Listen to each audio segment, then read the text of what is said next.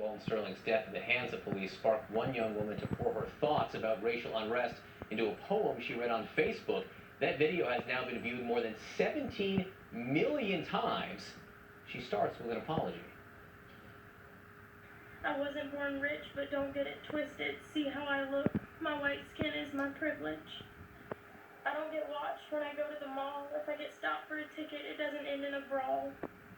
I don't know what it's like to go out for snacks and end up lying dead on my back.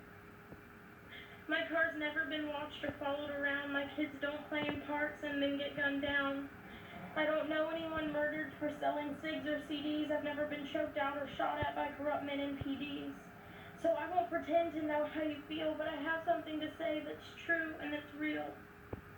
And that's that I'm sorry for how we've behaved, starting the very moment that you were enslaved. Since we came in our boats and shackled your hands and shipped you back here to work on our land. I'm sorry for scars you bear then and bore then and bear now because of wounds we have caused or allowed.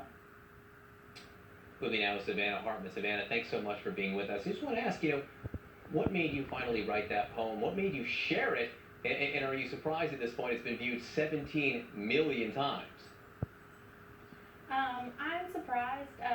Yes and no. I'm surprised, yes, because I wrote it and I'm just a regular person, so I can't believe that it was me, but I'm not surprised because I think deep down, no matter how we were raised, we all want the same thing and we all understand the value of a human life and we all want to stand against injustice. And so I think members of both communities were able to join hands and see that, it was a message that they could get behind. And it was just, I kind of had enough. You can let injustice go on for so long before you say something, and I think a lot of us struggle with that bystander effect. Someone else will say something so I won't have to. And then finally I got to the point where I was just like, I can't not say anything anymore, and so there it was. When anyone posts something online, it gets on Facebook, 17 million people see it. I imagine there are a lot of comments on both sides. Talk to us about some of these comments, both pro, and I imagine there's got to be some con as well.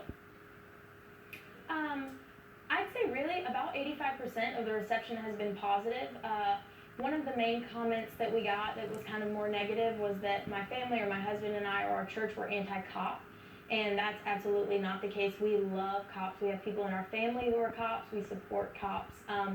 In the same way that we don't want a community to be spoiled because of one or two bad actions, we don't want people to think that we don't like cops because of one or two bad apples. And so we love and support cops, but really that's the only negative commentary that we've gotten was the question of our support of cops. And we both think we can love cops but still address a broken system, and that's what we did.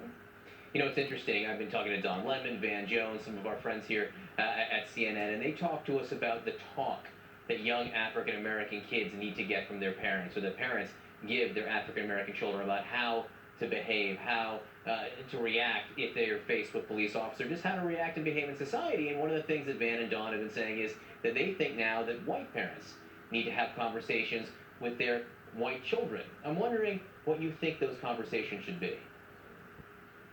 I actually think it's kind of crazy that a black parent would have to tell their black child how to behave in front of a cop. When I was raised, my mom and my dad didn't have to tell me how to behave in front of a cop because they raised me with manners and with respect. And I think that black parents all over the world raise their kids with manners and with respect, and I don't think they should have to act any differently around a cop than I would. And so I think in both sides of the community, it shouldn't be an issue of, because you're black, this is how you have to act around a cop. I think it should be because you're a human. We want to honor and respect other humans.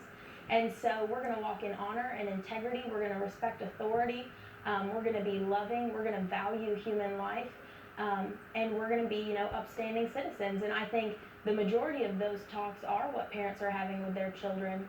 I just think that it's a shame and that it's sad that black parents are having to give their kids more rules and restrictions for how to behave than I would have to give my two, I have two young sons who are white, and I don't have to tell them a special way to act around a cop. They just know to be respectful, and I think black parents are teaching their children the same thing, and I'm sad that they have to teach them something more than what I'm having to teach my kids.